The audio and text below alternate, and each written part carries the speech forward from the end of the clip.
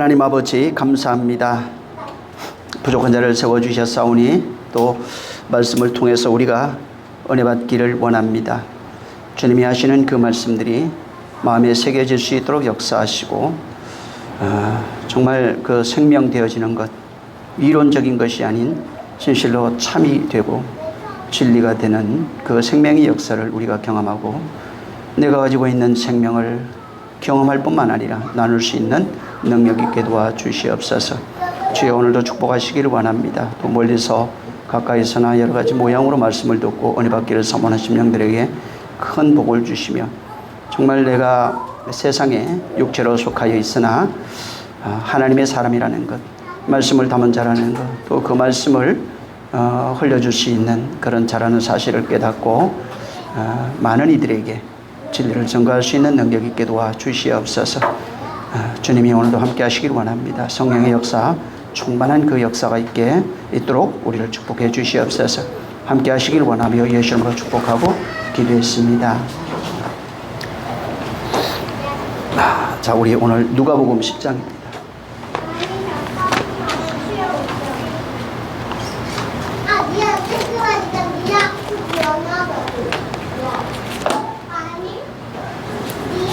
누가복음 10장 25절. 누가복음 10장 25절부터 37절입니다. 많이 아는 내용이니까 천천히 한번 읽어보세요. 25절부터 37절 시작. 어떤 율법사가 일어나 예수를 시험하여 이르되 선생님, 내가 무엇을 하여야 영생을 얻으리이까? 예수께서 이르시되 율법에 무엇이라 기록되었으며 내가 어떻게 읽었느냐? 대답하여 가로되 내 마음을 다하여 목숨을 다하며 힘을 다하여 뜻을 다하여 주 너희 하나님을 사랑하고 또한 내 이웃을 내 몸과 같이 사랑하라 하였나이다. 예수께서 이르시되 내 대답이 옳도다. 이를 행하라. 그러면 살리라 하시니 이 사람이 자기를 옳게 보이려고 예수께 여짜오되 그러면 내 이웃이 누구니까? 예수께서 대답하여 가라사대 어떤 사람이 예루살렘에서 여리고로 내려가다가 강도를 만나매 강도들이 그 옷을 벗기고 때려 거반 죽은 것을 버리고 갔더라. 마침 한 제사장이 그 길로 내려가다가 그를 보고 피하여 지나가고 또 이와 같이 한 레위인도 그곳에 이르러 그를 보고 피하여 지나가되 어떤 사마리아인은 여행하는 중 거기 이르러 그를 보고 불쌍히 여겨 가까이 가서 기름과 포도주를 그 상처에 붓고 싸매고 자기 짐승에 태워 주막으로 데리고 가서 돌보아주고 이튿날에 데나리온 2를 내어 주막 주인에게 주며 가로되 이 사람을 돌보아주라. 내가 굽이마 더 들면 내가 돌아올 때에 갚으리라 하였으니 내 의견에는 이 세 사람 중에 누가 강도 만난 자의 이웃이 되겠느냐? 가로되 자비를 베푼 자니이다. 예수께서 이르시되 가서 너도 이와 같이 하라 하시니라. 아멘. 여기 이제 선한 사마리아 사람에 대한 이야기입니다. 근데 이게 25절부터 37절까지 연결되어 있는 내용이에요. 요 앞에 어떤 율법사가 와서 예수님한테 이제 시험에서 어떤 질문을 했는데 영생에 관한 얘기입니다. 근데 영생을 얘기를 하는데 이 율법사가 율법이 무엇으로 기록되었느냐 하니까 여기 보면 마음 다하고 목숨 다하고 힘을 다하고 뜻을 다해서 주 너희 하나님을 사랑하라. 내 이웃을 내 몸같이 사랑하라. 이렇게 하는 것입니다. 예수님이 옳대요. 이 얘기를 우리가 좀 알아야 됩니다. 그리고 연결돼서 30절부터 이야기하는 내용이에요. 여러분, 이 30절부터 37절은 우리 신앙생활 전반에 어떻게 신앙생활이 되어지는 내용인지를 설명하고 있어요. 여러분, 신앙생활은 예루살렘에서 여리고로 내려가는 내용이에요. 이게 신앙생활이에요. 그러면서 여기에 내려갈 때 어떤 일을 겪게 되는지, 그리고 주님이 무슨 일을 하시는지, 우리가 어떠한 상태가 되는지 이 내용을 여기다가 다 기록해 놓은 겁니다. 크게 여기 이제 두 가지로 나눠지면은 여기 보면은 그 율법사가 예수님을 시험해서 물었던 내용은 내가 25절에 보면은 내가 어떻게 해야 영생을 얻을 수 있습니까? 라고 묻는 내용이에요. 그죠? 내가 어떻게 하면 영생을 얻을 수 있습니까? 그 다음에 이제 두 번째가 그러면 내 의시 누굽니까? 묻는 거예요. 어떻게 하면 영생을 얻을 수 있습니까? 우리 고민하는 거죠. 일반 사람들이. 그 다음에 내 이웃이 누굽니까? 라고 29절에 이제 물어본 겁니다. 그리고 그 예수님의 그 첫 번째 질문에 답이 나와 있는데 28절에 있어요. 뭐냐면 율법에 기록된 대로 행하라 이렇게 돼 있어요. 행하라. 이를 행하면 살리라. 그 28절에 답이 하나인데 이를 행하면 살리라. 37절에 가면 너도 이와 같이 행하라. 그러니까 이를 율법을 행하라는 겁니다. 이를 행하면 산대요. 영생을 물었는데 이걸 행하면 26절부터 율법이 무엇입니까? 물었는데 27절, 28절에 27절에 이것이 율법입니다. 28절에 이를 행하면 살리라. 행해야 된대요. 그 27절의 내용 그냥 우리가 겉으로 보면 마음을 다하고 하나님 사랑하는 게 뭐예요? 이웃을 사랑하는 게 뭐냐고요? 이걸 행하면 산대요. 그러면서 30절에 다시 얘기를 해요. 여리고로 내려가는 길에 예루살렘에서 여리고로 내려가는 길에 어떤 이가 죽게 되어 있다는 거예요. 그래서 여기 이웃에 대한 얘기를 예수님이 다시 하고 있는 겁니다. 그래서 37절에는 이를 행하면 너도 이와 같이 하라는 겁니다. 너도 이와 같이 하라는 거예요. 그래서 이 두 가지 답이 여기 예수님이 이제 말씀하고 있어요. 37절하고 28절에 있는 내용인데 같은 내용이에요. 이같이 행하면 너 산다. 이같이 행하면 너 영생에 대해서 물은 거죠. 그럼 영생으로 얘기한다면 이렇게 행하면 그러면 너 살리라 하는 겁니다. 그래서 여기 너는 이렇게 행하면 자 근데 여기 지금 그 무엇을 하여야 영생을 얻으리까라고 이제 돼 있는데 요건 이제 원문을 이렇게 쭉 풀어보면 뭐가 나오냐면은 거기에 행하여야 할 때 이제 뭐 하여야 하는 단어가 이제 포예요. 이 단어는 신약 성경에 완전히 쫙 깔려 있습니다. 행하다는 행하라 이런 뜻이에요. 영생은 이제 그 생이라고 하는 단어가 생명 이런 거죠. 쪼에입니다. 그 영이라고 하는 영원하다 할 때 그 쓰는 영은 아이오니오스라고 하는 단어예요. 근데 이것은 뭐냐면은 예수 그리스도 안에 있는 생명이라는 뜻이에요. 그러니까 이게 영생이라고 하는 것은 우리가 갖고 있는 게 아니고 우리 밖에 있는 이런 것들을 얘기하는 게 아니고 예수 그리스도 안에 있는 생명을 바로 영생이라고 해요. 그래서 예수님이 요한복음 6장에 내가 영생이라는 거예요. 내가 생명이라는 거예요. 나를 믿는 자는 산다고 이제 말씀하고 있는 겁니다. 그래서 이 영이라고 하는 개념도 보면 쪼에는 예수 그리스도 안에 있는 생명인데 영이라고 하는 영원하다 이런 거예요. 이것은 시간적인 그 영원성을 담고 있는 거 맞아요. 시간적인 영원성을 담고 있는데 이걸 좀 더 초월해서 시간적인 영원성을 포함할 뿐만 아니라 하나님의 영원성을 담고 있는 단어가 바로 아이오니오스라고 하는 단어예요. 그러니까 예수 그리스도 안에 있는 생명, 쪼에인데 이게 하나님의 영원성으로 영원한 것을 말하는 거예요. 이것이 하나님의 영원한 영원성이 어디 있냐면은 예수 그리스도 안에 있다는 겁니다. 그리고 이제 얻으리라 하는 이 단어도 보면은 그 상속하다, 기업을 받다 이런 뜻입니다. 그러니까 얻는다, 상속할 것이다. 너희가 상속될 것이다. 기업으로 받을 것이다. 라는 겁니다. 자, 문제가 있어요. 그러면은 이 지금 영생이라고 하는 단어를 봤는데 이게 인간이 노력해서 얻을 수 있는 결과물이냐는 거예요. 예수 그리스도 안에 있는 생명, 하나님의 영원성을 가지고 있는 그 영생이라고 하는 이것은 인간의 노력으로는 절대로 받을 수 없어요. 성경 전체는 이 얘기를 하고 있어요. 그러니까 영생이라고 하는 것은 인간의 노력, 수단, 방법 어떤 걸로도 받을 수 없는 것이 영생이에요. 단어적으로만 봐도 하나님이 우리에게 상속해 줘야 되는 겁니다. 하나님이 우리에게 어떤 것을 수여해 주는 차원이에요. 그러니까 인간이 교회에 와서 많은 노력을 합니다. 열심히 하고 종교라고 하는 것 자체가 뭐냐면 인간의 수양과 그런 열심이에요. 근데 이 영생이라고 하는 단어 속에도 이미 인간의 노력이나 수양은 전혀 들어가 있지 않아요. 하나님이 우리에게 무엇을 상속하는 겁니다. 그래서 이 행하다로 하는 이 단어가 아까 얘기했는데 포예에 옵니다. 이것은 어떤 그 율법 아래서 행하는 어떤 차원이 전혀 아니에요. 율법 아래서 인간의 그 행하는 것, 그러니까 이렇게 하라 저렇게 하라 있죠. 하자 하지 말라 이런 말씀들이 이것을 통해서 어떤 내 믿음을 표현하는 그런 영생을 행하는 그런 차원을 말하는 것이 아닙니다. 이 포이에오가 가지고 있는 특징이 뭐냐면 성경의 포이에오라고 하는 행하다. 여러분 행함이 없는 믿음은 거짓이라고 그랬잖아요. 야고보서에 여기에 행하다 하는 단어가 전부 다 포이에요. 근데 이 행하다를 우리가 어떻게 이해했었냐면 그동안 육체의 노력, 투양, 열심으로 이해를 했습니다. 그러니까 하나님 말씀하셨으니까 내가 열심을 다하는 행함이라고 이해를 했던 거예요. 근데 이 포이에오는 그게 아니라 하나님의 행함이에요. 하나님의 말씀이 내 안에 들어와서 나를 진리로 창조하는 내용을 행하다 이렇게 말합니다.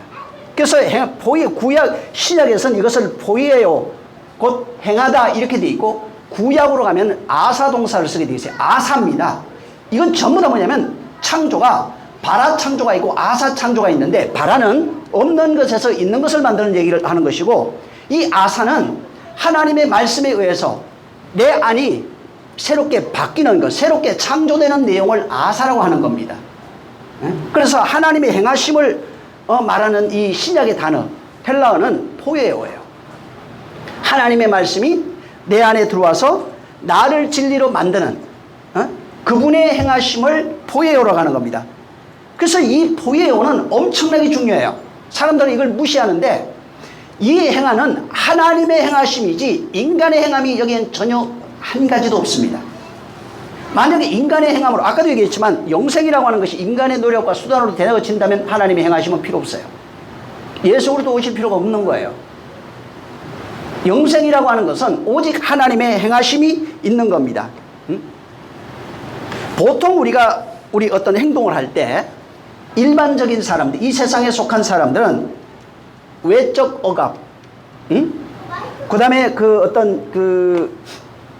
어떤 기준이 있죠. 상벌이라고 하는 어떤 기준, 죄악, 어떤 원인이 있을 거예요. 거기에 대한 어떤 결과로 내 안에 외부에서 온 내용을 바탕으로 해서 내가 그걸 대처하는 행동이에요. 전부 다가. 이 세상에 있는 모든 사람들은 그래서 환경 따라, 형편 따라, 사람 따라 그렇게 결정되어지고 행동하는 행함을 말하는 것입니다. 근데 이것이 필요 없느냐? 아니요. 인간이 이 세상에서 살아가는 방법이에요. 율법 아래 속한 사람은 이건 당연한 삶입니다. 누가 때리면 열받고 한 대 쳐박는 겁니다. 그러니까 외부에서 오는 누가 잘 살면 나도 열심히 노력해서 잘 살고 싶은 거예요. 근데 이런 행함이 아니에요. 이건 인간이 해가는 행함을 말하는 것이고 하나님의 행함이라고 하는 것은 말씀이 내 안에 들어와서 선악으로 살아가고 있는 나입니다. 자아예요. 선악으로 살아가고 있는 나를 죽이는 행함을 포이에오라고 해요. 그래서 하나님의 행하심이라고 할 때는 나의 죽음이 없는 행함이라고 하면은 믿음이 아니에요. 믿음이라고 할 때는 반드시 말씀이 들어와서 하나님이 나에게 행하시는 그 행함이 있을 때를 믿음이라고 합니다. 그래서 행함과 믿음이 같이 있는 거예요. 그래서 야고보서는 이 얘기를 한 거예요.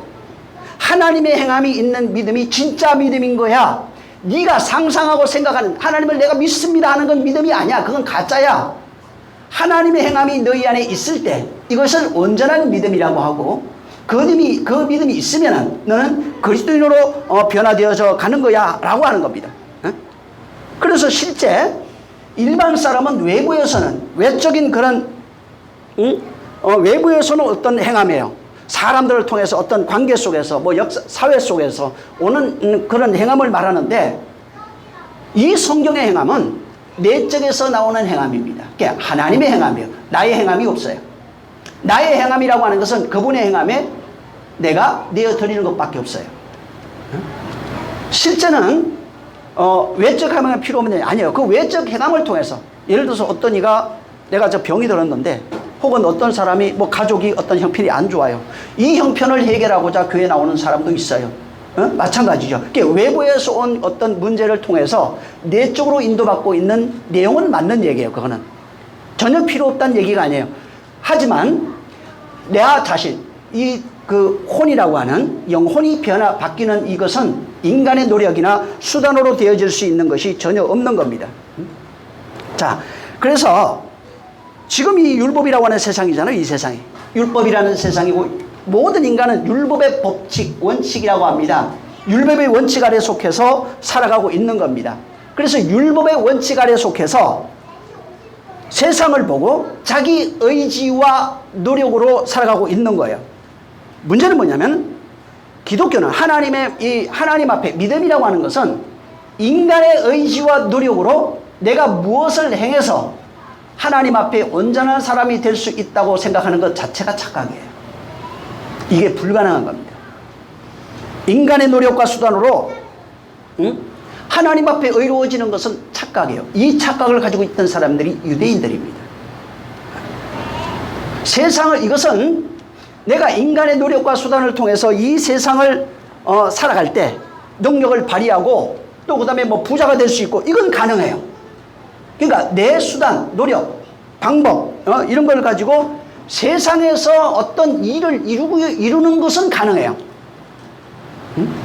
근데 하나님 앞에서 똑같은 율법적 수단을 통해서 하나님 앞에 온전하게 된다? 이건 완전한 착각입니다.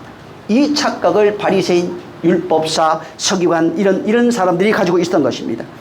그래서 이 성경의 기준은 하나님의 마음이고 하나님의 기준입니다.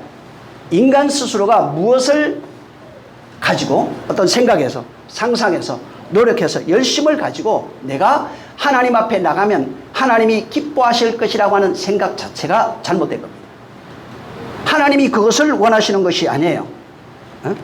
인간은 이 생각이라고 하는 것이 어떻게 되냐면 전부 다 상대평가입니다. 다른 사람, 어떤 잘 되는 것 혹은 못 되는 것, 이런 것을 보고 나는 할 수 있어 없어, 저건 좋은 사람이야 나쁜 사람이야, 전부 다 상대평가합니다. 그래서 그 평가를 해가지고 자기가 조금 더 나은 사람이면 스스로 거룩해요. 스스로 이렇다고 생각해요. 신앙생활도 그렇게 하는 거예요. 교회에 와서 저 사람보다 내가 좀 나은 것 같다, 저 사람보다 내가 못한 것 같다. 그럼 어떨 때는 상대 우위에 있고, 어떨 때는 상대 하위에 있어서 스스로 절망하기도 하고, 스스로 의로워지기도 하는 겁니다. 하나님이 요구하는 것은 이것 자체가 아니라는 거예요. 상대적 평가에서 내가 좀 나은 것 같아. 그러면 하나님도 그렇게 볼 줄 알고 있는 거예요. 내가 좀 못해요. 그럼 내가 벌써 주눅 들고 기가 죽어버리죠. 하나님 앞에 죄인이 돼버리는 거예요. 하나님이 그것 자체를 인정하지 않는다고요. 그것 자체는 인간이 그 상대평가에서 비교함으로써 사람들을 구분하고 비교 우위 하위로 구분하는 것 자체가 인간이 하는 겁니다. 율법 아래 속해 있는 인간들의 특징이라고요. 항상 비교하는 거. 이래서 안 되고 저래서 안 되고, 이래서 되는 것이고 저래서 되는. 아까도 얘기했지만 그게 필요 없다는 얘기가 아니에요. 하나님 앞에 비교 평가해서 자기의 믿음을 보정받으려고 하는 것 자체가 잘못된 것이라는 거예요. 하나님이 원하시는 행함은 그런 행함이 아닙니다. 여러분 학교 가면은 상대평가 하잖아요. 그래서 상대평가는 어떻게 되냐면 동수가 나와요. 1등부터 꼴등까지. 1등부터 꼴등까지 동수가 딱 나와버리는 거예요. 이게 전부 다 상대평가예요. 우리나라 같은 경우에는 지금 상대평가합니다. 그래서 1등부터 전국에 왜 그 수능 보잖아요. 1등부터 꼴등까지 나와요. 대본에 딱. 거기서 1등부터 몇 등은 서울대. 거기서 또 1등부터 몇 등은 뭐 법관이 되든지 뭐 올라가는 거예요. 사회 최고위층으로 올라갈 수 있는 방법이 그 수단이에요. 왜? 전부 다 상대평가하니까. 그래서 그 평가해가지고 등수에 들면은 잘하는 것이고, 등수에 못 들면은 못하는 겁니다. 그래서 이 상대평가는 그 차서가 있어요. 등수, 차서, 서열 이런 것이 상대평가에서 나오는 거예요. 사람들이 그 기준을 가지고 교회에서도 상대평가하는 겁니다. 이 사람은 잘하고 이 사람은 못하고, 이 사람은 좋은 사람, 이 사람은 나쁜 사람이라는 거예요. 그래서 상대평가는 전부 다 외부에서 오는 거예요. 인간이 만든 기준 하에서 외부에서 오는 걸 가지고 하나님 앞에서나 세상에서나 가정에서나 전부 다 상대평가하는 겁니다. 절대평가는 뭐냐면 상대평가하고 완전히 달라요. 상대평가는 아까 얘기한 것처럼 순수와 등수가 있어요. 이렇게. 절대평가는 어떤 기준이 이렇게 정해놨어요. 이 기준에 도달할 수 있느냐 없느냐가 절대평가예요. 상대평가는 등수가 나오는데 절대평가는 등수가 나오지 않아요. 성경에서 말하는 이것은 여기서 진리라고 하는 건 절대평가입니다. 상대평가가 아니야. 세상은, 율법의 세상은 상대평가를 하고 있고, 진리는, 교회에서는 절대평가를 하고 있는 겁니다. 그래서 그 기준에 도달했느냐 하지 못했느냐. 기준이 뭐냐면 진리예요. 율법을 통해서 상대평가를 합니다. 율법은. 이 율법을 통해서 절대평가인 진리에 도달했느냐 도달하지 못했느냐. 진리가 되면 살고 진리가 되지 못하면 사실 죽는다는 표현도 맞는 얘기는 아니에요. 사망 아래 있는 것 자체가 이미 죽은 건데요. 그러니까 사망 아래 있는 상태를 죽음, 사망, 엄부, 흑암, 무적행 여러 가지 모양으로 표현해 놨어요. 자, 하나님이, 다시 말하지만 이 하나님이 우리를 평가할 때는 절대평가입니다. 하나님이 원하시는 그 기준에 도달했느냐 하지 못했느냐는 거예요. 그럼 절대평가 하려면 어떤 기준이 있어야 될 거 아니에요. 기준이 있어야지 어떤 절대평가가 할 거 아니에요. 어떤 기준이 없는데 절대평가가 어떻게 되는 거예요? 안 되는 겁니다. 절대평가의 절대적 기준이 예수 그리스도예요. 예수 그리스도라고 하는 절대평가를 하나님이 내놓으셨어요. 예수 그리스도라고 하는 기준을 우리 앞에 내놓으신 거예요. 그리고 그 기준에 예수 그리스도를 담는 자라고 그러죠. 예수 그리스도를 닮느냐 닮지 못했느냐 하는 겁니다. 지금 예수 그리스도라고 하는 진리는 우리에게 주셨고 그 진리를 통해서 나를 평가하라는 얘기입니다. 근데 사람들은 예수 그리스도를 절대평가로 주셨는데 예수 그리스도를 절대평가로 담아서 나를 그 예수 그리스도로 평가해야 되는데 그걸로 평가하는 것이 아니라 오늘날 교회가 끊임없이 예수 그리스도를 주셔서 상대평가하고 있다는 겁니다. 성경은 그리스도를 닮았느냐 닮지 못했느냐 말한다고 그랬죠. 그리스도를 닮는 것이 믿음이에요. 그리스도를 닮을 때 거기에 절대적 원칙이 하나 있는데 그것을 포이에오라고 그래요. 하나님의 행하심. 하나님의 행하심이 내 안에 있으면은 예수 그리스도를 닮아가는 겁니다. 근데 상대평가하는 사람은 여전히 예수 그리스도라고 하는 절대평가를 주셨는데 율법이라고 하는 상대평가를 통해서 하나님 앞에 자기를 세우고 나는 의로운 사람, 불의한 사람, 거룩한 사람, 그렇지 못한 사람으로 구분하는 겁니다. 하나님은 그것이 아니라는 거예요. 예수 그리스도를 주시고 그를 닮았느냐 닮지 못했느냐, 하나 되었느냐 하나 되지 못했느냐를 말하는 겁니다. 그래서 율법 아래서 상대평가하고 있는 사람, 이것이 나의 만약에 기준이라면 여전히 어디 있냐면 율법 아래 있는 거예요. 여전히 선악의 구조 아래 갇혀서 항상 두 개로 보고 하나님 앞에 와 있어도 사실은 하나님이 보이지 않아요. 왜? 상대평가하고 있으니까. 하나님이 그 속에는 절대평가인 예수 그리스도가 없는 사람이에요. 그래서 상대평가하는 사람은 뭘 생각해요? 다른 사람이 나를 어떻게 생각하지? 다른 사람은 우리 가정을 어떻게 생각하지? 다른 사람이 볼 때 나는 어떻지? 이것만 생각하는 거예요. 끊임없이 외적 억압에 사로잡혀 있어요. 늘 비교하면서 나는 못난 사람, 이런 것 저런 것 끊임없이 거기에 사로잡혀 있는 거예요. 그리고 그 기준, 다른 사람이 나를 보는 것, 어떤 사람이 보는 것, 사회가 보는 것 기준에 따라서 자기를 평가하고 거기에 맞춰서 행동해요. 하나님이 그걸 원하는 게 아니거든요. 예수 그리스도를 닮으라고 말하고 있어요. 근데 예수 그리스도를 닮는 것이 아니라 율법이라는 기준을 가지고 세상이 나를 보고 있는 그 기준에 맞춰서 내가 행동하고 살아가고 있고 신앙생활도 그렇게 하고 있는 거예요. 아까도 얘기한 것처럼 이렇게 다른 사람, 사회가, 종교가 나를 어떻게 보냐에 따라서 행동하고 했던 사람이 율법사들이에요. 바리새인들이라고요. 바로 서기관들이에요. 이 사람들은 율법이 말하는 것, 세상이 말하는 걸 가지고 원칙을 만들어 버렸어요. 그리고 그 원칙과 규범 속에 자기를 가둬버린 거예요. 율법의 상태평가 안에 자기를 가두니까 진리이신 예수가 오셨는데 볼 수가 없어요. 절대로 보이지 않습니다.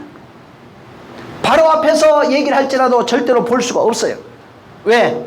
내가 가지고 있는 원칙에 의해서 상대평가해서 진리신 예수가 그 앞에 있어도 그를 걸러내버려요. 응? 그를 절대로 인정하지 않는 겁니다. 이 사람은 율법의 지배 아래에 있어요. 그것을 사망 아래에 있다고 얘기했고 저주 아래에 있다고 얘기했고 하나님이 없는 사람이라고 얘기했어요.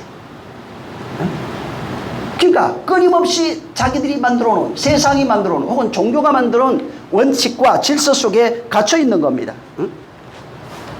만약에 여러분 지금 외적인 환경, 외적 억압이라고 그러죠. 율법의 규범이라든가 원칙, 도덕, 이것은 종교를 포함하고 윤례와 도덕, 법도 사회에서 오는 것을 다 포함하고 망라하는 겁니다. 자, 이것을 포함해서 그 억압에서, 율법의 억압에서 만약에 여러분이 움직인다면 노예입니다. 그것을 성경은 바울은 종노릇한다 이렇게 얘기했어요. 그걸 좀 신학적 용어로는 노예의지라고 그래요. 자기 의지가 없는 사람이에요. 노예의지라고 하는 것은 주인의 명령에 의해서만 움직여지는 존재를 말합니다. 그러니까 율법이라고 하는 주인이 있어요. 세상이라고 하는 왕이 있다고요. 그 왕의 의지에 의해서 움직여지고 있는 존재가 노예의지를 가지고 있는 사람이에요. 성경은 노예를 자유자로 만드는 얘기잖아요. 근데 교회에 나왔지만 노예의지에 속해 있어요. 율법의 의지, 세상의 의지, 사람들의 의지, 여기에 속해 있는 거예요. 그래서 어떤 일을 하다 보면 이게 정말 맞는 거야? 내가 이걸 정말 원하는 거야?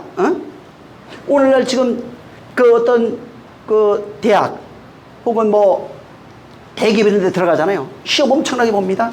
요새 보니까 공무원 시험 엄청나게 봐가지고 몇백 대 1들, 어떤 데는 몇천 대 1이더라고요.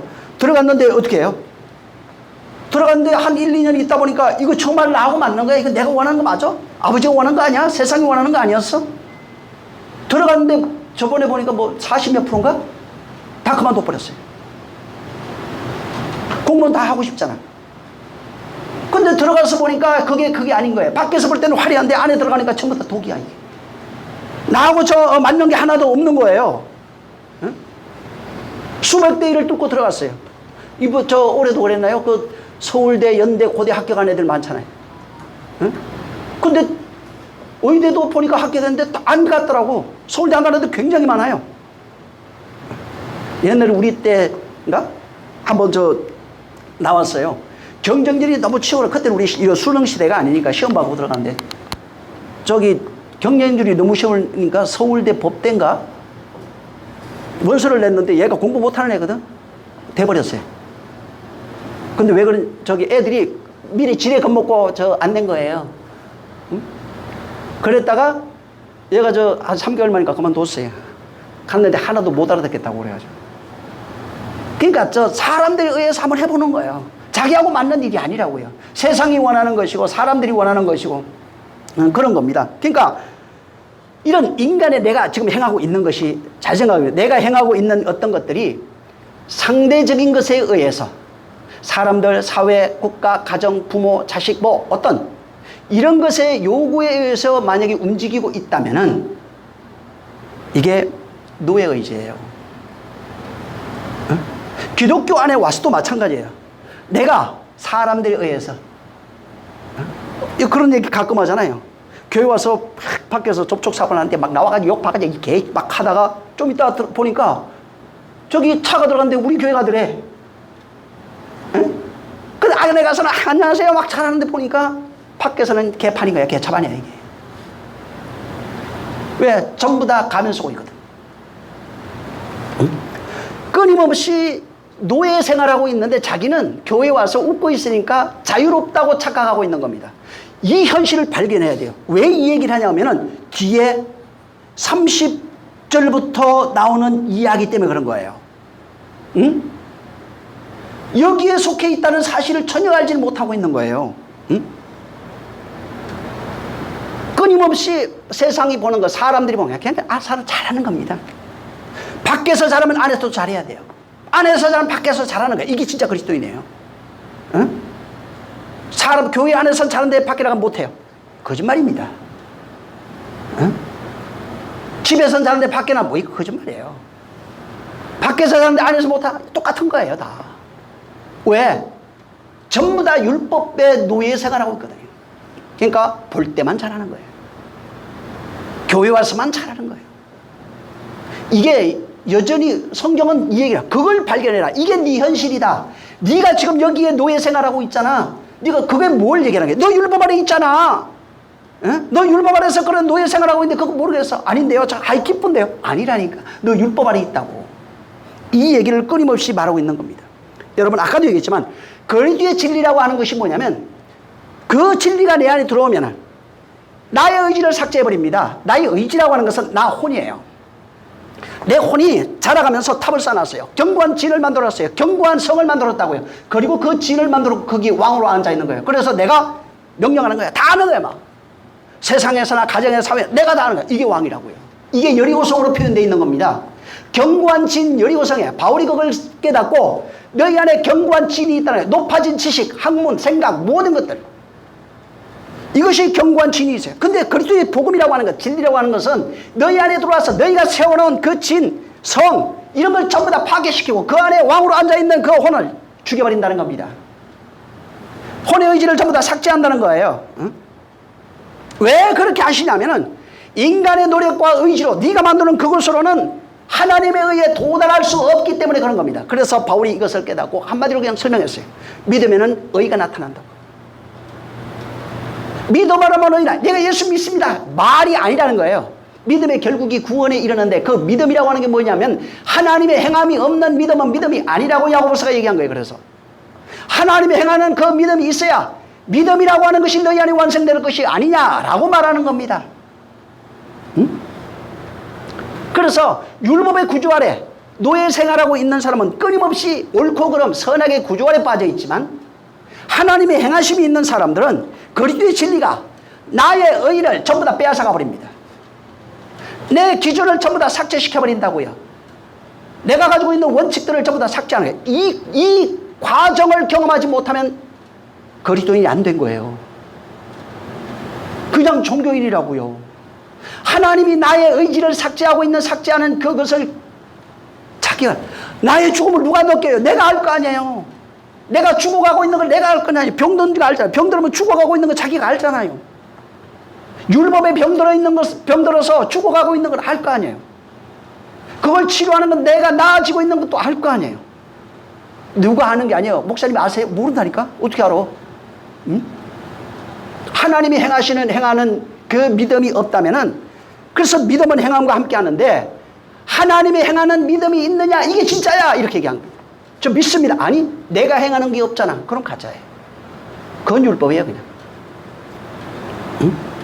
그래서 하나님이 행하시는 그 행함이 내 안에 있을 때, 그리스도의 진리가 나를 바꿔가는 역사, 하나님의 행함이 있을 때, 그 하나님의 행함을 가리켜서 온전한 믿음이라고 그러고, 성도의 자기 부인이라고 그래요. 자기 부인이 뭐예요? 나의 죽음.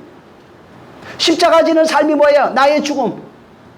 그걸 말하는 거예요. 진리에 의해서 옛사람이 죽는 경험을 해가고 있는 것이 바로 십자가 지는 삶이에요. 너 십자가를 지고 나를 쫓으라고 그러잖아. 그러니까 또 십자가 지를 나무 만들어서 지고 가려고 그래. 그 얘기가 아니라고요. 왜 죽었어요? 그가 뭘 때문에 죽었냐고요. 우리를 담당하려고 죽었어요. 뭘 담당하는 거예요? 뭐 죄악만 얘기하잖아요. 죄악의 그냥 그것은 결론만 얘기해버렸어요. 바울이 그래서 풀어서 그리스도와 하나 되어 죽는 죽음이라고 얘기한 겁니다. 그리스도와 하나 되어 죽는 그 죽음이 내 안에 십자가 지는 삶, 응? 그 다음에 나를 부인하고 그리스도와 하나 되는 그 삶, 이 삶 속에 뭐가 있냐면 이 삶의 결과가 안식이에요. 이 삶의 결과가 생명이라고요. 생명이 되어가는 과정이에요. 이 삶의 결과가 자유라고요. 율법의 노예에서 진리의 자유자로 나오는 겁니다. 응? 그래서 하나님의 행함이 없는 것은 아무것도 아니에요. 그래서 이 진리는 내가 할 수 있다고 하는 것, 나의 가능성, 나의 그 의, 이런 모든 것을 죽여버리고 하나님이 행하시는 그 행함을 통해서 포예요죠. 이걸 통해서 나를 진리로 바꿔가는 겁니다. 이걸 아사라고 그래요. 그걸 창조라고 되게. 창조라는 단어가 그래서 바라, 아사 이렇게 다 있는 겁니다. 응? 이 하나님의 창조가 있느냐? 제가 믿어드릴게요. 하나님하고 상관없어요. 응? 하나님이 나를 만들겠대요. 나를 바꿔가겠대요. 그러면 그분이 일하시도록 내가 드려야 될 거 아니에요? 근데 그분이 일하심이 어디 있느냐고요. 2000년 전에 성경에서 무슨 상관이 성경에 있는 거지 이게. 하나님이 행하신 이야기를 구약에는 무슨 상관이냐고. 이게 그냥 역사 이야기지. 이 내용 구약이 왜 그걸 보여줬어요? 내가 너희 안에서 이렇게 하겠다고. 2000년 전에 왜 이걸 보여주신 거예요? 내가 너희 안에 이렇게 할 거라고. 근데 하나님을 경험했다는 게 전부 다 보는 것은 뭐 밖에서 귀신 쫓은 얘기, 병 고친 이것만 하고 있어요. 왜 이거 보여준 거예요? 예수님이 공생이 시작할 때 귀신 쫓고 병 고쳤어요. 왜? 믿지 않는 자를 믿게 하려고. 이거는 믿는 자가 입술에 진리가 담겨 있으면 선포할 때 되어지는 얘기예요, 이제. 그래서 어린아이에게 편지 쓰는 내용이 쫙 깔려있고, 어린아이들에게 율법 아래 속해 있는 윤리와 도덕 아래 있는 이야기들을 쭉 하고 있고, 완전한 데 나가야 된다고요. 그래서 어린아이들아, 응? 대초에 계신 이를 너희가 알았잖아. 설명하고, 청년들아, 산의 싸움을 싸웠잖아. 청년들이 어떻게 살아야 되는지. 아비들아, 응? 아버지를 알았대요. 아버지가 어떤 삶을 살아야 되는지 해놨는데 관심이 없어요. 응? 저기 이 본문에 지금 율법사가 예수를 시험했잖아요. 예수를 이제 넘어뜨리려고 그런 거예요, 사실은. 자기 이제 넘어뜨리려고 쓴 거예요. 근데 거기 그 율법사가 무엇을 행하여야 하오리까 이렇게 나오죠. 어떻게 하면은 영생을 얻을 수 있습니까? 무엇을 행하면 내가 됩니까? 라고 할 때 거기도 포에어로 썼어요. 그 신기해요. 어떤 행함이 있어야 됩니까? 라고 쓴 거예요. 예수님이 쓴 그것도 행하라 할 때도 단어가 같아요. 그러니까 같은 단어를 포에어 써놨는데 문제가 뭐냐면 내용이 완전히 달라버린 거예요. 율법사는 어떻게 생각했냐면 율법을 다 지켜 행하는 것으로 행함이라고 생각을 했고, 예수님은 그 얘기가 아니에요. 그 행함이 너희 안에서 하나님이 행함으로 있어야 된다라고 설명한 거예요. 근데 율법사는 제대로 못 알아들었어요, 사실. 오늘날 이것을 읽는 사람들도 이것을 못 알아들은 겁니다. 그러니까 단어는 같은데 예수님이 말하는 것은 다른 차원에 있는 것이고, 율법사가 말하는 것은 율법의 선악의 구조 아래에서 행하는 행함이에요. 율법 아래에서 행하는 행함을 말하고 있는 거예요. 그러니까 이 땅에서 행하는 행함을 율법사는 말하고 있는 것이고, 예수님은 전혀 다른 하나님의 차원의 것을 말하고 있는 겁니다. 자, 여기 영생에 대해서 지금 말합니다. 영생이 뭔 줄 알아? 하나님을 사랑하고 이웃을 사랑하는 거래요. 여기 27절에 하나님을 사랑하고 내 이웃을 나처럼 사랑. 하나님 사랑해야 된대요. 그 다음에 내 이웃을 나처럼. 하나님 사랑하고 나를 사랑하고. 자, 이웃을 사랑하는데 나처럼이에요. 나같이. 하나님 사랑, 나같이 사랑이에요. 이웃은 나같이 사랑해요. 그러면 여기 나같이라는 건 나를 사랑해요. 같은 겁니다. 나를 사랑, 나같이. 하나님 사랑하는 것, 이웃 사랑이라 이렇게 얘기한 거예요. 자, 보세요. 10계명이 10개죠.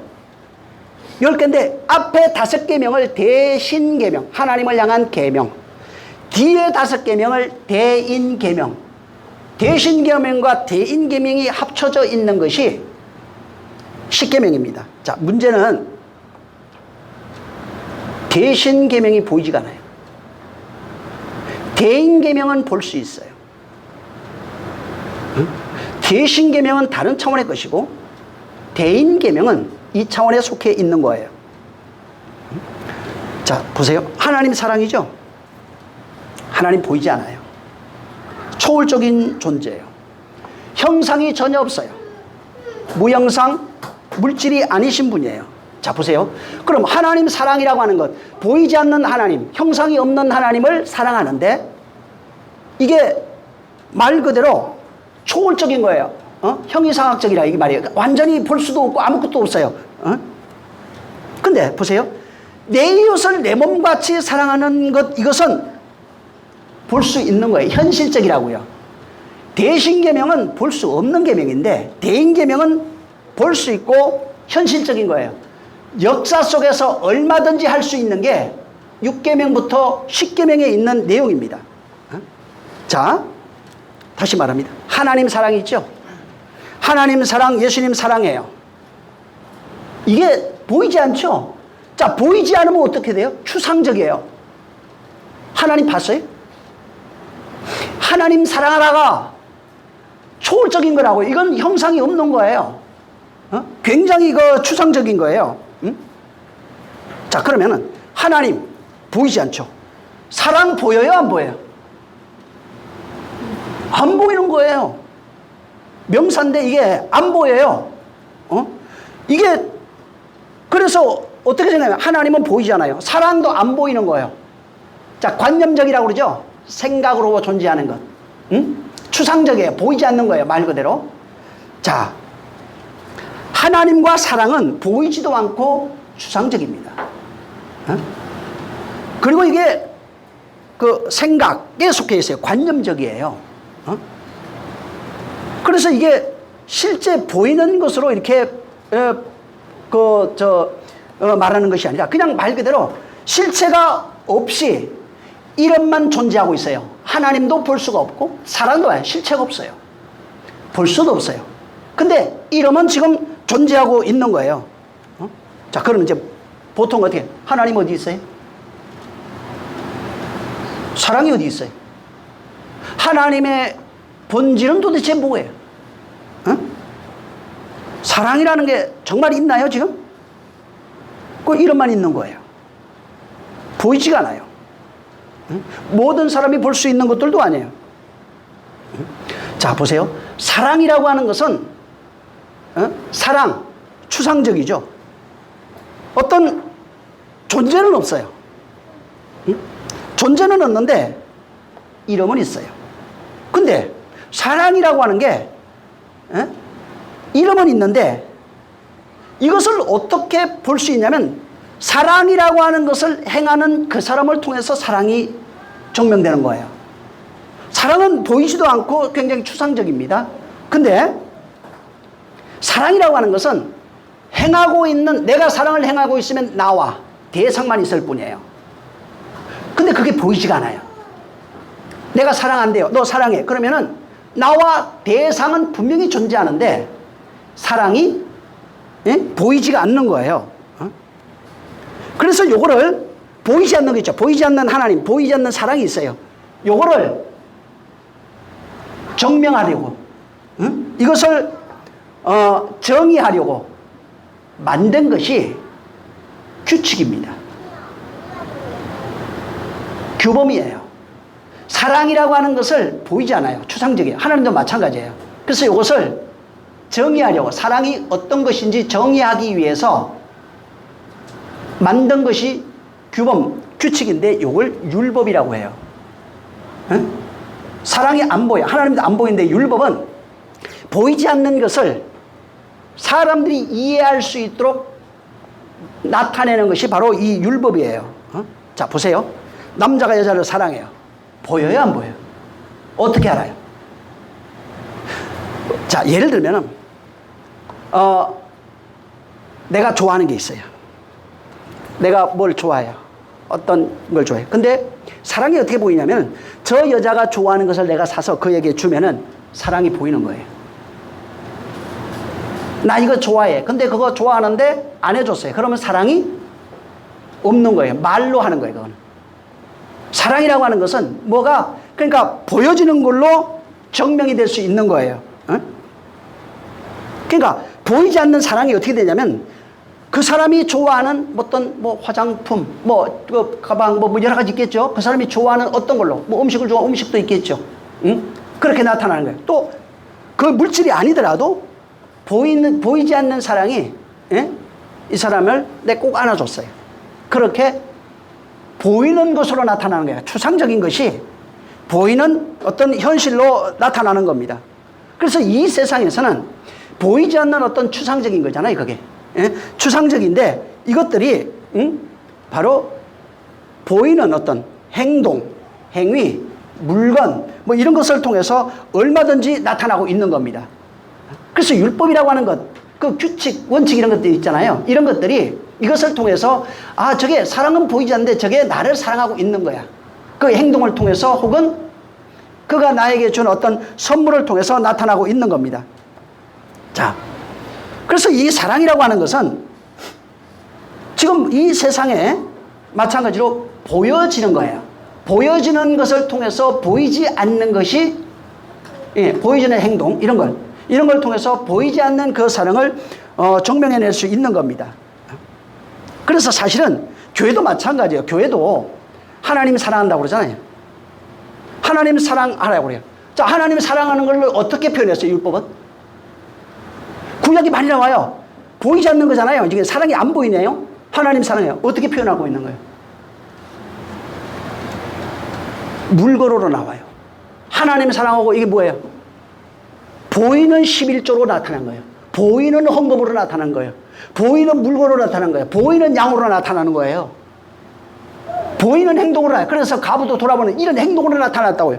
안 보이면은 율법이라는 것이 뭐냐면 보이지 않는 하나님과 그 사랑, 하나님을 향한 사랑이 보이는 어떤 내용물로 나타났다고요. 이것이 없으면 뭐가 되는 거예요? 하나님 사랑하는 게 없는 거예요. 말만 있는 거예요, 그게. 국가도 마찬가지죠. 국가를 우리 어렸을 때 그 국가에 대해 충성해야 된다고 학교 갈 때마다 애국가도 하고 다 했어요. 손에 얹고 나의 다짐인가 뭔가 모르겠다. 이런 것도 했어요. 국가를 사랑하는 게 뭐예요? 어떻게 나타나요? 세금. 국가에 속한 국민이면 세금을 내야 돼요. 응? 꼭 우리나라 같으면 국방의 의무를 다하겠죠? 이런 거예요. 보이지 않는 그 사랑이 보이는 것으로 어떻게 증명이 되냐면 보이는 것, 나타나는 것, 물건이나 뭐 여러 가지 이런 물질이나 여러 가지 봉사, 교회에서 봉사도 있고 헌신도 있을 것이고 헌금도 있을 것이고 여러 가지 모양으로 그렇게 나타나고 있는 겁니다. 예를 들어 주일 성소도 이런 것도 마찬가지예요, 다. 보이는 것을 통해서 자기가 하나님을 향한 가지고 있는 그 사랑이 그냥 보여지고 나타나고 있는 것 뿐이에요. 문제는 뭐냐면 여기에서 문제예요. 그럼 그렇게 헌금하면 하나님 사랑하느냐는 거예요. 자기를 사랑하는 그 사랑이 있을 때 그걸 표현하면 좋은데 그것이 아니라 그것이 행위로 바뀌어버린 거예요. 행위로 바뀌어버렸다고 그냥 행동만 하고 있다고요. 사랑하는 자에게 좋은 거 사줬는데 사랑하지 않는다니까. 교회 와서 헌금을 했는데 하나님 사랑하지 않는다고요. 하나님 사랑하지 않으니까 뭐가 있어요? 진짜 사랑해서 했다면 바뀐다고요. 그 안에 진리로 세워지는 역사가 있을 거예요.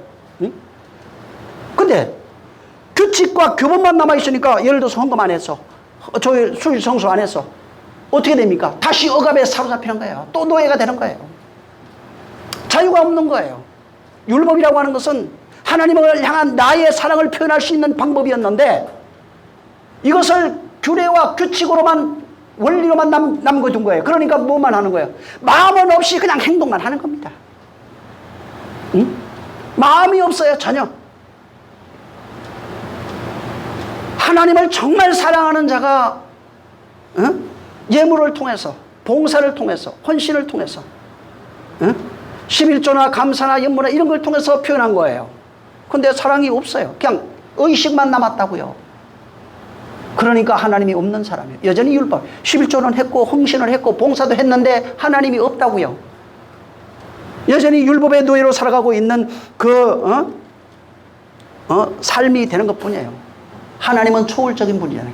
볼 수가 없어요. 하나님 볼 수가 없는데 1계명부터 5계명이 대신계명이라고 그랬어요. 6계명부터 10계명을 대인계명이라고 합니다. 대신계명은 볼 수 없어요. 이게 볼 수 있게 나타나는 게 아니에요. 근데 이 대인계명, 이웃을 향한 사랑이에요. 이건 현실적인 행위라고요. 현실적인 행위예요. 자, 무슨 얘기냐면 하나님을 사랑하는 것이, 자, 하나님 사랑하는데 안 보이잖아요. 안 보이는데 하나님을 사랑하는 것이 어떻게 증명이 되냐면 5계명부터 6계명, 이웃 사랑하는 것을 통해서 하나님 사랑하는 게 증명이 된다고요. 아까 얘기했죠. 보이지 않는 그 초월적인 하나님이, 자, 사랑은 보이지 않아요. 하나님도 안 보인다고요. 근데 그것이 어떻게 증명이 되냐면 내가 선물을 통해서 보이는 어떤 행위나 행동, 물건을 통해서 나타난다고요. 응? 유대인들은 이 계명을 주니까 자기 안에 있는 하나님의 사랑을 나타내는 것이 아니라 그게 규칙으로 바뀌어버렸어요. 규범으로 바뀌었어요. 응? 그러니까 하나님이 없는 사람이 되어버린 거예요. 응? 자, 대인계명, 하나님을 사랑하는 것이 어떻게 증명이 되냐? 똑같은 거예요. 하나님 안 보여요. 대인계명, 이웃 사랑을 통해서 하나님 사랑이 사랑하고 있는 것이 증명되고 있다는 겁니다. 그래서 이웃을 사랑하는 것 두 가지, 형제를 사랑하는 것, 이웃 사랑하는 것 같은 겁니다. 형제를 사랑하는 것으로 증명이 됐다고요. 증명한다고요. 이웃을 사랑하는 것으로 증명된다고요.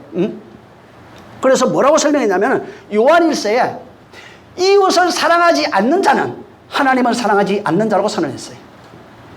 요한일서 2장 보세요. 아니 그래도 하나님 사랑하는데 아니라니까? 하나님 그렇게 안 보여. 왜? 하나님 사랑은 안 보인다고요.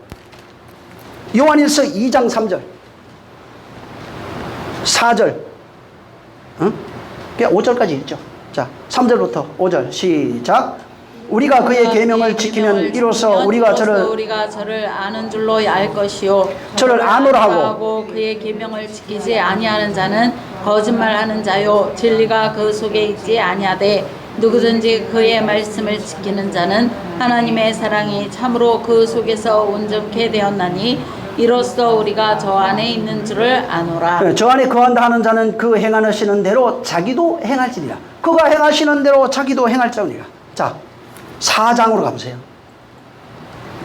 20절 21절 하나님의 사랑이 어떻게 나타난다고 해놨죠? 자, 4장 다시 20절 21절 시작. 누구든지 하나님을 사랑하노라 하고 그 형제를 미워하면 이는 거짓말하는 자니 보는 바 그 형제를 사랑치 아니하는 자가 보지 못하는 바 하나님을 사랑할 수가 없느니라. 우리가 이 계명을 주께 받았나니 하나님을 사랑하는 자는 또한 그 계명을 사랑할지니라. 여러분 형제가 그러니까 여기 있는 형제 내 뭐 세상에 있는 형제 이거 아니에요.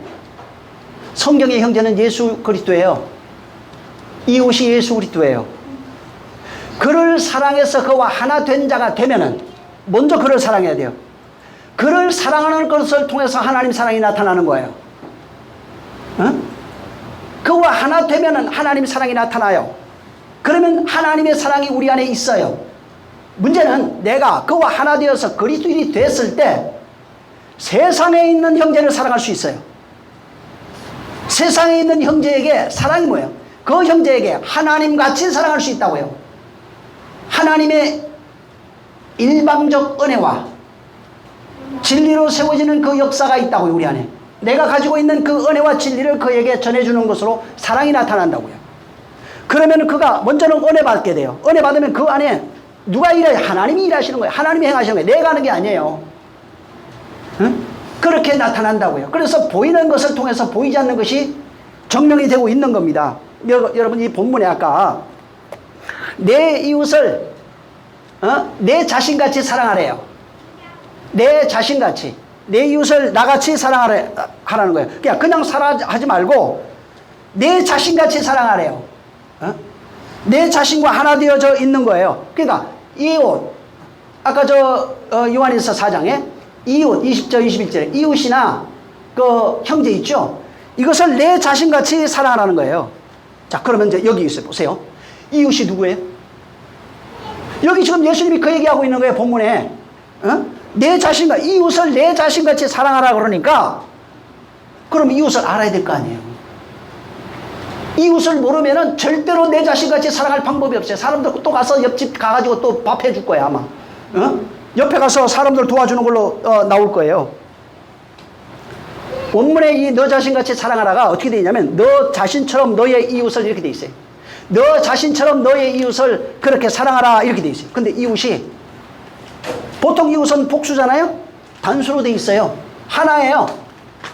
여럿이라고 안 되어 있고 하나라고 해요. 하나. 이웃이 이제 하나로 나와요.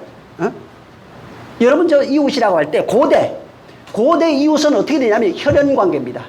거의 대부분이 혈연관계. 그 다음에 뭐 동포, 같은 피를 나누고 있는 어떤 동포, 우리 단일민족이라고 그러죠. 그런 개념이었어요. 혈연관계나 동포 이런 그 단어 자체도 그런데요. 플래시온이라고 하는 단어가 이웃인데 이 플래시온은 혈연관계, 가족, 뭐 동포 이런 의미를 가지고 있는 거예요. 그래서 구약에 보면은 저 옛날에도 나와 혈연관계를 가지고 있는 게 이웃이에요. 동포, 어떤 이런 관계. 그래서 이 혈연관계, 가족관계가 거의 종교로 발전했어요. 종교, 그 다음에 이것이 조금 커지니까 집단이니까 정치로 이제 발전합니다. 그리고 이걸 이웃이라고 해요. 근데 오늘날 이웃은 그런 개념이 아니에요. 성경의 플래시온이라고 하는 이웃은 혈연관계와 이런 것을 얘기를 하는데, 오늘날 이웃은 나를 기준으로, 내 집을 기준으로 모르는 모든 사람을 이웃이라고 그래요. 근데 성경의 이웃은 그게 아니에요. 플래시온이라고 하는 것은 아까도 얘기했지만 혈연관계를 맺고 있어야 돼요. 동포 뭐 이런 개념을 갖고 있다고요. 이것이 그냥 밖에 있는 이웃이 아니야. 그 이웃 맞아요. 맞는데 이 이웃이라고 하는 것은 그냥 나와 상관이 없는 이웃이에요. 근데 성경은 나와 어떤 관계를 맺고 있는 이웃을 지금 이웃이라고 말하는 거예요. 그래서 레위기 19장, 나중에 한번 꼭 찾아보세요. 19장 17절 18절 여기 보면은 내 이웃 사랑하기를 내 자신같이 하라 이렇게 나와요. 이웃 사랑이 내 자신이에요. 내 자신과 이웃 사랑이 같이 있어요. 마가복음 12장 33절에도 이웃을 자기 자신같이 사랑하라 이렇게 되어 있어요. 로마서 13장 10절에서 사랑은 이웃에게 악을 행하지 않는 것이다. 그러므로 율법이 완성된대요. 자, 사랑이 뭐냐면 율법이 완성된 모습이 사랑이래요. 그러니까 율법과 사랑이 관계가 있는 거예요. 율법이 완성되면 사랑이래요. 예수님이 뭐라고 그러세요? 저 마태복음 5장에 나는 율법을 완성하러 왔다고 그러잖아요. 이거예요. 율법이 완성되면 사랑이라고요. 관념이 아니에요. 실제 보이지 않지만은 이것이 현실로 나타나는 거라고요. 그래서 로마서 13장 3절에 사랑은 이웃에게 악을 행하지 아니하나니 그러므로 사랑은 율법의 완성이다. 이게 내 안에 율법이 완성되어 있는 모습을 사랑이라고 표현해놨다고요. 출애굽기 20장 16절에도 내 이웃에 대하여 거짓 증거하지 말라. 전부 다 거기 나와요. 내 이웃에 대하여 거짓 증거하지 말라. 17절에 내 이웃의 집을 탐하지 말라. 여기 이제 10계명, 6계명부터 10계명 얘기입니다. 그 다음에 내 이웃의 아내나 남종이나 여종, 소나기 이런 것들을 탐하지 말라. 계속 이런 식으로 되어 있어요. 계속 이웃의 것을 탐하지 말라. 이웃의 것을. 근데 이게 6절부터 있는 내용이 마태복음에 그대로 나옵니다. 살인하지 마, 간음하지 마, 도둑질하지 마, 거짓적 이것이 거기에 그대로 그것이 뭔지를 예수님이 그대로 설명하고 있는 거예요. 응? 그래서 이웃을 나 자신같이 사랑하라고 그랬잖아요. 이웃을 내 자신으로 사랑이라고요. 응? 이웃을 내 자신으로 사랑하라고요. 이웃이 내 안에 완성되어져 있는 모습. 그래서 요한복음 14장에도 아까 요한일서 2장도 얘기했죠. 계명과 같이 나와요. 계명이 지키다는 것이 행하다, 완성되다 이런 뜻이에요. 그 지키다가 전부 다 행하다예요. 계명이 너희 안에 완성이 되면은 뭐라고요? 사랑이라고요. 계명이 너희 안에서 세워지면 사랑이라고요. 계명이 내가 된 것을 사랑이라고 그래요. 응? 계명이 내 안에서, 진리가 내 안에서 완성이 되어진 그 모습을 사랑이라고 한다고요. 그래서 영생하는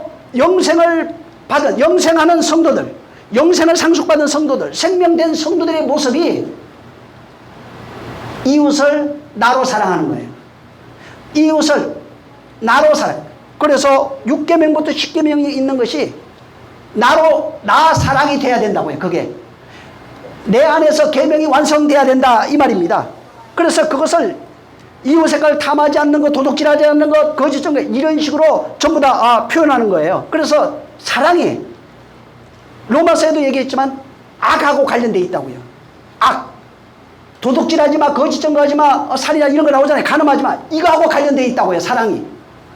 근데 그거하고 관련이 돼 있는데 이웃에게 그렇게 하지 않는 것이 사랑이에요. 응?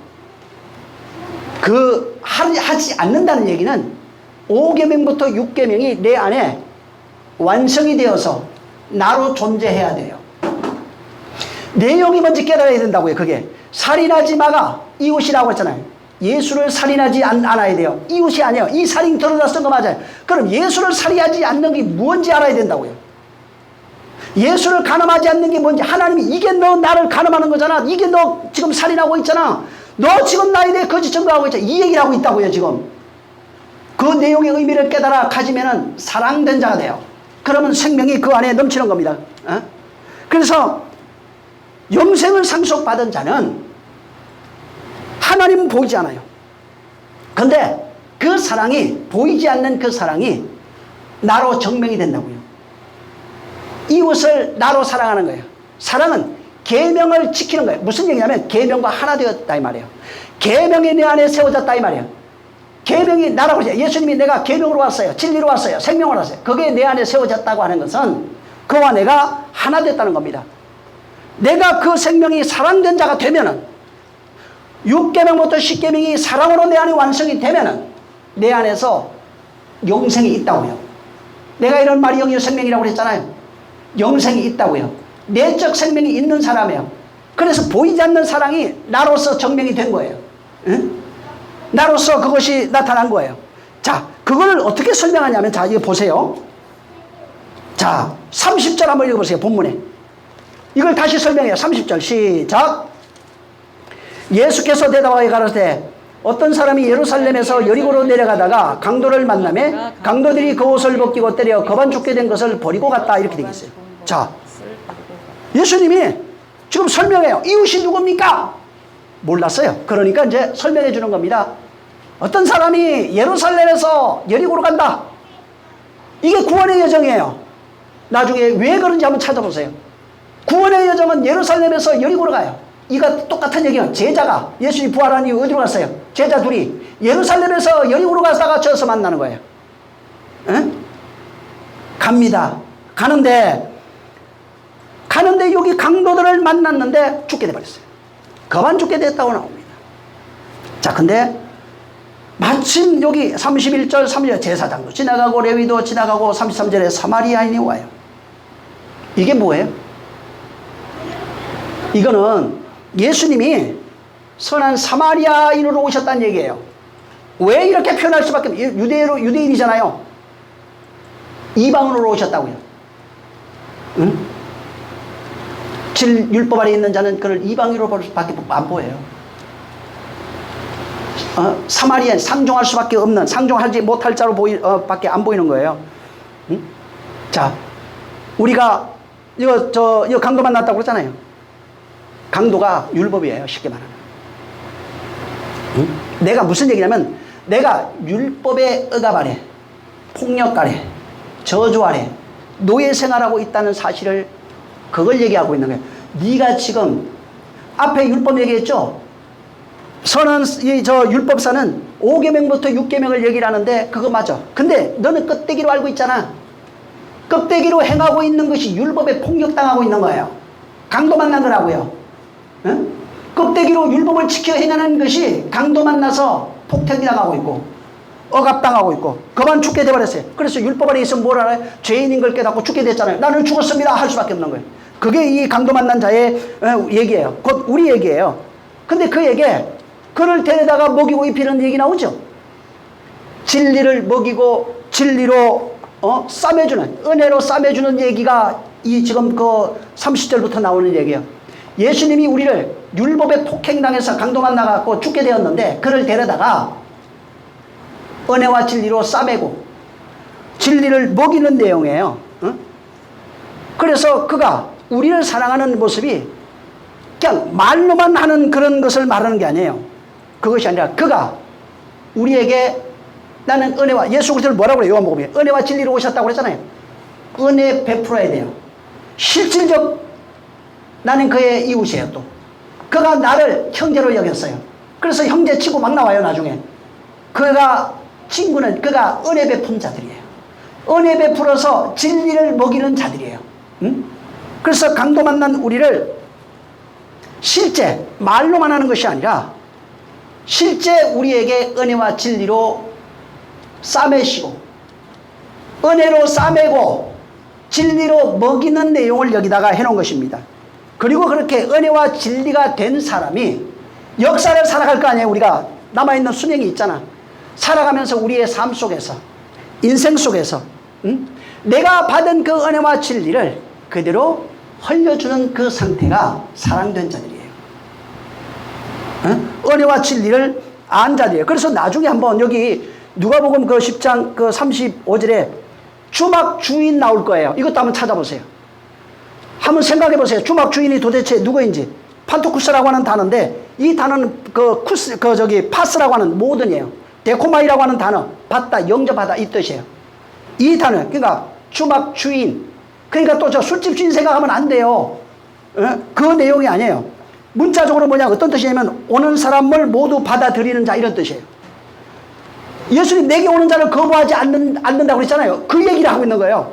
내게 오는 자를 아무라도 거부하지 않겠다는 거예요. 그 내용이 여기 담겨 있어요. 그리고 그가 부탁하고 떠나요. 부탁받은 자가 성령이에요.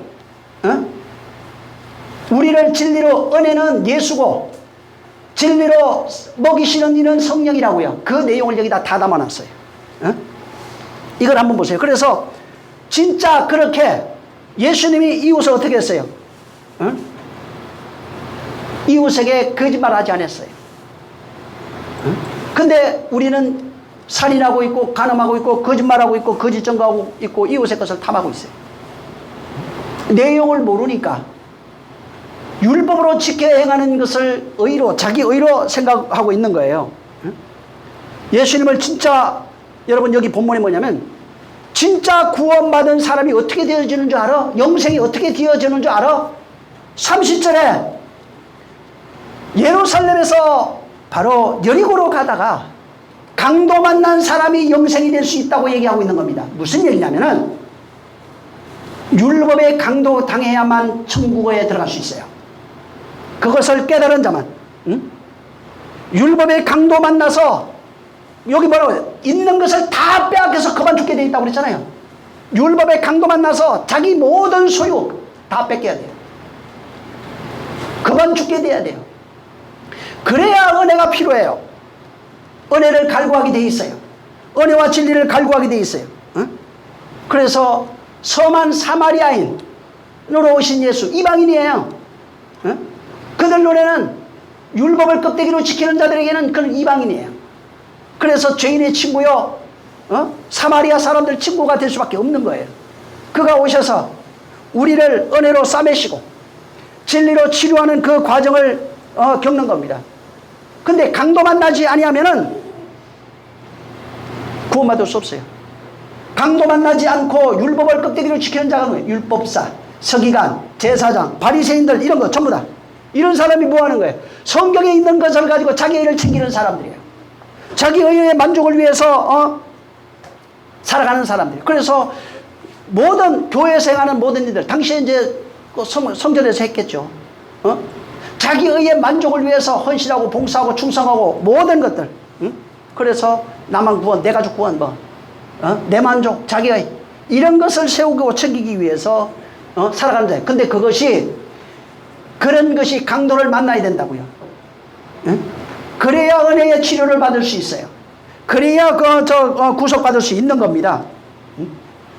만약에 율법에 속해 있어 자기 의를 챙기는 사람은, 예수님은 이방인이에요. 그냥 상종하지 말아야 될 사마리아, 선한 사마리아인이 아니고 상종 못할 사마리아인이 되는 겁니다. 그래서 끊임없이 하나님 앞에 스스로 의로운 자가 될 수밖에 없는 거예요. 강도 만난 자만 예수님이 구원해요. 강도 만난 사실을 모르면 그분의 은혜를 받을 수 없는 거예요. 강도 만난 사실을 알지 못하면은 그분의 긍휼을 받을 수 없어요. 긍휼이 뭔지 몰라요. 자비가 뭔지 몰라요. 사랑이 뭔지 전혀 알지 못하는 겁니다. 그래서 여기 그 36절에 36절 한번 읽어보세요. 36절 37절 본문 시작. 내 의견에는 이 세 사람 중에 누가 강도 만난 자의 이웃이 되겠느냐? 가로되 자비를 베푼 자니이다. 예수께서 이르시되 가서 너도 이와 같이 하라 하시니라. 율법교사에게 이웃이 누군가 물으니까 30절부터 35절까지를 얘기해 줬어요. 근데 이 사람은 네가 알아들어먹었어. 이건 알아먹었는데 오늘날 성도도 이걸 못 알아먹어요. 그러니까 36절 37절 얘기해도 뭔지 모른다고요. 이웃에 대해서 선한 사마리아인의 이야기를 해줬어요. 그래서 강도 만난 자를 선한 사마리아인이 데려다가 은혜로 싸매주고 진리로 치료한다고 하는 내용, 그렇게 되면 영생이라고 하는 사실, 이웃을 내 몸같이 사랑이라고 하는 영생을 이해할 수 있었어요. 그래서 예수님이 36절에 누가 강도 만난 자의 친구냐? 응? 저 물었어요. 세 사람 중에 누구냐? 자비를 베푼 자입니다. 여기는 갑자기 자비가 나와요. 자비가 들어가 보세요. 먼저 국률입니다. 마태복음 5장의 국률이에요. 응? 엘레몬 이렇게 돼 있어요. 국률 한 자가 됐을 때는 엘레모 신이에요. 국률이 여기는 자가 국률이 여김을 받아요. 그러면 하나님의 국률, 하나님의 자비가 사랑과 관련이 있다는 것을 우리가 발견할 수 있다고요. 응? 그래서 너도 이와 같이 하라. 이게, 응? 너도 이와 같이 하라. 응? 네가 율법 교사로서 율법을 가르쳐. 율법을 잘 지켜 행하고 있어. 껍데기로 그렇게 할 수 있는데, 응? 무슨 얘기하고 있냐면 너 지금 강도 만난 사람이라는 사실을 발견해라, 이 얘기하고 있어요. 율법 교사에게는. 응? 너 강도 만나 지금 죽게 됐잖아. 그 사실을 모르고 자기 의를 행하고 있잖아. 응? 너 강도 만나야 돼. 강도 만났다는 사실을 좀 깨달아라. 그래야 내가 선한 사마리아인으로서, 네가 사마리아 아니야, 이방인인 사마리아인으로 생각했던 내가 선한 사마리아인으로 너에게 은혜와 진리를 베풀 수 있다고 말하는 겁니다. 응? 또 내가 자비를 베푸는 자, 그러니까 국률이에요. 네가 생각하는 자비를 베푸는 이방인, 곧 선한 사마리아인으로 왔다는 거예요. 두 가지예요. 여기 율법사에게는 네가 강도 만나 그만 죽게 된 것을, 그걸 좀 깨달아라. 응? 그 다음에 내가 선한 사마리아인으로 왔는데 너는 아직 나를 알아보지 못하는구나. 오늘 교회들이 예수님이 선한 사마리아인으로 왔지만은 그를 못 알아보고 있어요. 전혀 알지 못해요. 왜? 율법 교사예요, 다. 여기 굉장히, 그래서 여기는 어떻게 하면 영생을, 37절까지 영생이 어떻게 되어지는지를 다 설명하고 있어요. 이렇게 하면 영생이 돼요. 근데 모르면 영생 안 됩니다. 영생이 될 수가 없어요. 그래서 요한복음 17장 3절에도 영생은 유일하신 하나님과 그가 보내신 예수 그리스도를 알아야 돼요. 내가 네 앞에 있는데도 너는 나를 알아보지 못하는구나. 내가 선한, 그래 비유로 얘기해 주고, 선한 사마리아 비유해 줬는데도 못 알아먹어요. 응? 내가 너 형제로 왔는데 모르는구나. 이웃으로 와 있는데 너는 전혀 나를 알지 못하는구나. 왜? 자기가 강도 당한 사실을 알지 못하니까. 응? 그래서 너도 이와 같이 하라. 거기 또 포획을 넣어요. 이렇게 해야 돼. 응? 하나님의 국률이 여기는 자가 국률이 됩니다. 하나님의 사랑을 받은 자가 사랑하게 돼 있어요. 무슨 얘기냐면 하나님 국률의 사랑을 받은 자가 곧 하나님의 행하심이 있다는 거예요. 하나님의 행하심으로 진리된 자가 되어버렸어요. 생명된 자, 영생된 자가 되어버렸어요. 응? 그리고 그에게 행하라 이렇게 얘기했어요. 하나님의 행하라가 있으면은 내가 행하는 것이 있어요. 내가 행하는 것이 뭐냐면 진리의 행함이에요. 그래서 내 안에 있는 진리를 선포하는데 이 사람은 은혜로 받아요. 그냥 은혜 없이는 안 돼요.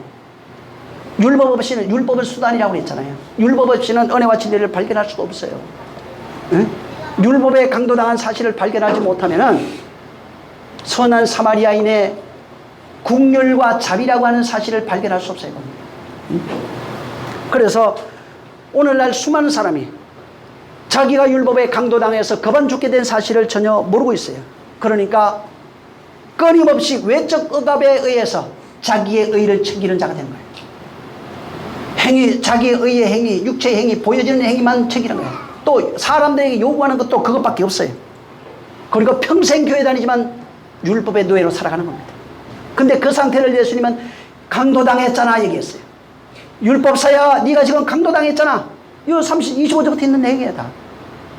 율법을 네가 지켜내고 있는데 네가 지금 강도당했잖아. 그에 죽게 된 사실, 그만 죽게 된 사실을 네가 좀 깨달아라. 어? 내가 국률과 자비로 와 있잖아 네 앞에. 근데 너는 나를 전혀 몰라보고 있다. 알아보지 못하고 있다고 생각하고 있는 겁니다. 응? 그래서 끊임없이 율법 아래 속해서 하나님의 은혜와 진리를 알지 못하는 자는, 로마서 8장 보세요. 뭐라고 얘기를 해놨는가.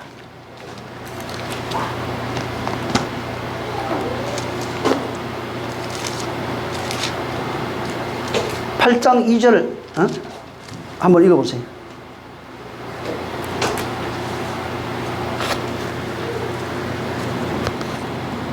2절 시작. 이는 그리스도 예수 안에 있는 생명의 성령의 법이 죄와 사망의 법에서 너를 해방하였습니다.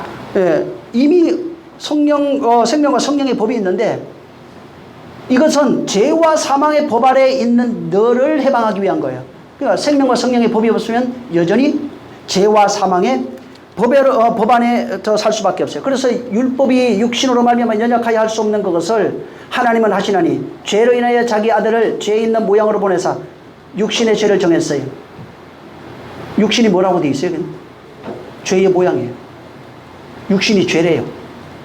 나중에 이것도 한번 좀 잘 생각해 보세요. 또 12절 한번 읽어보세요. 자, 시작. 그러므로 형제들아 우리가 빚진 자로되 육신에게 져서 육신대로 살 것이 아니니라. 13절. 너희가 육신대로 살면 반드시 죽을 것이로되 영으로서 몸의 행실을 죽이면 살리니. 육신으로 살면 이게 뭐예요? 자기 의를 챙기며 살면 이거예요. 응? 하나님의 의를 알지 못하고 율법이 시키는 대로, 육체가 시키는 대로, 환경이 시키는 대로 율법 아래 속하여 그렇게 살면 죽는다. 죽는다니까 나중인데 이게 아니야. 이미 너는 사망 아래 있다고 얘기했잖아요. 사망 아래 있기 때문에 그냥 사망인 거예요. 저주 아래 있으니까 저주인 거예요. 응? 여기서는 아무렇지 않고 깨끗한데 죽어서 지옥 간다는 얘기가 아니라고요.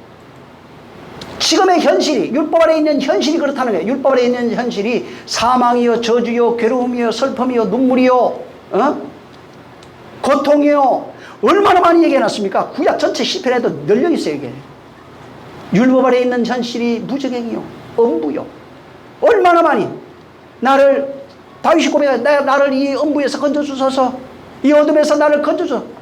예수님이 뭐하러 돼요? 흑암에 앉아있는 자를 구원하러 왔잖아요. 지금 흑암에 앉아있잖아요. 근데 왜 그렇게 생각을 못하냐고.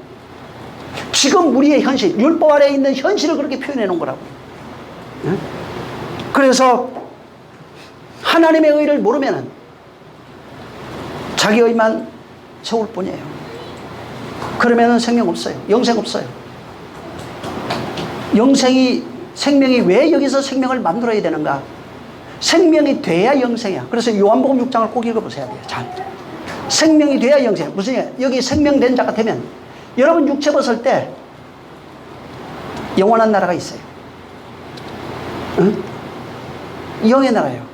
그건 다른 차원이라고 해요. 그냥 생명되지 못하니까 여길 못 벗어난 거예요. 그냥 정말 내가 생명된 자가 돼야 돼요. 그래서 하나님의 행함이, 도대체 하나님의 행함이 뭔지, 나의 행함이 뭔지 좀 알아야 됩니다. 하나님의 행함이 없이는 나의 행함은 전혀 없어요. 하나님의 행하시는 그 행함을 포기해오라고 해요. 그 행함이 있어야 내가 율법에서 진리로 세워진다고요. 사망에서 생명이 된다고요. 응? 이것이 우리 안에서 행하시는 영생의 내용이에요. 여기 본문에 지금 25절부터 37절에 있는 내용을 통해서 율법사가, 우리 전부 다 율법사예요. 그걸 하나의 어떤 모형으로 해요. 율법 아래 자기 의로 살아가는 자가 율법사라고요. 다 자기 의, 율법의 기준, 자기 기준이 있는 게 율법사라고요. 물었어요. 영생이 뭡니까? 근데 이 사람은 뭐를 알고 있냐면 율법이 5계명부터 하나님 사랑, 이웃 사랑은 알아요. 근데 껍데기로 알고 있는 것 뿐이에요. 오늘날 교회 다니는 사람은 이거 다 알죠. 안 다니는 사람은 이거 몰라. 이것도 다니는 사람은 이 내용을 알고 있어요. 그리고 영생을 해야 되는데 이것을 행하라. 하나님의 행하심이 있어야 된다. 그러면서 하나님의 행하심을 30절부터 보여줬어요. 선한 사마리아인으로 와서 은혜와 진리로 너에게 행하겠다는 겁니다. 그게 행함이에요. 응? 그게 하나님의 행하신 포예요예요. 내가 행할 수 있는 포예요라고요. 이런 역사가 있기를 예수님으로 축원합니다. 할렐루야. 정말 그래서 이 25절부터 37절을 여러분이 가지면은 영생하는 자가 돼요. 그래서 예수님이 요한복음 6장에 영생에 대해서 설명해 놨어요. 그리고 내가 어떻게, 거기는 내가 어떻게 너희를 은혜와 진리로 그것이 뭔지, 어떻게 치료를 하고 있는지를 설명해 놨어요. 꼭 읽어보시기 바랍니다. 기도하겠습니다. 기도할 때 주여, 정말 내가 하나님의 행하심이 내 안에 있다. 또 내가 행하는 너 자신처럼 살아야, 나처럼 사랑하라 이렇게 되어 있어요. 나처럼 사랑하는 그 사랑이 나로서 하나님의 사랑이 나로서 증명되고 있는 내용이에요. 하나님의 국률이 이번 자가 국률이 되는 겁니다. 이러한 역사가 있게 해달라고 기도합니다. 하나님 아버지 감사합니다. 우리 모두 강도 만난 사실을 발견하게 도와 주시옵소서. 강도 만난 사실을 모르면 끊임없이 자기 의를 세울 수밖에 없고 내 원칙, 내 율례, 내 법도를 가지고 세상을 살아갈 수밖에 없사오니 하나님 아버지여, 내가 강도 만난 사실을 알아야, 하나님 아버지여, 그만 죽게 된 사실을 알아야 선한 사마리아인으로 오신, 나의 이웃으로 오신, 나의 형제로 오신 그가 은혜와 진리로 치료하는 치료를 통해서 하나님의 행하심을 경험하게 되어 있고, 하나님의 행하심을 경험한 그 사람이 또한 이웃을 내 몸같이 사랑함으로써 또한 세상에 있는 그 이웃들을 사랑할 수 있는 자가 될 수 있사오니 하나님 아버지여, 진실로 내가 먼저 하나님 앞에 세워짐으로 다른 이들을 이끌어줄 수 있는 이러한 행함이 있게 도와 주옵소서. 주님이 함께 하시기를 원하며 예수 이름으로 축복하고 기도했습니다. 주님이 가르쳐준 기도하고 마칩니다. 하늘에 계신 우리 아버지여, 이름이 거룩히 여김을 받으시오며 나라에 임하옵시며 뜻이 하늘에서 이룬 것 같이 땅에서도 이루어지리이다. 오늘날 우리에게 일용할 양식을 주옵시고 우리가 우리에게 죄진 자를 사하여 준 것 같이 우리 죄를 사하여 주옵시고 우리를 시험에 들게 하지 마옵시고 다만 악에서 구하옵소서. 나라와 권세와 영광이 아버지께 영원히 사옵나이다. 아멘. 감사합니다. 주의 은혜와 평강이 있도록 역사하시며 하나님의 생명이 넘치되 주님이 기뻐하시는 거룩한 자 되게 하여 주시옵소서. 주의 오늘도 축복하여 주시옵소서. 자, 우리 모든 영광 하나님께 드리겠습니다. 수고 많이 하셨습니다.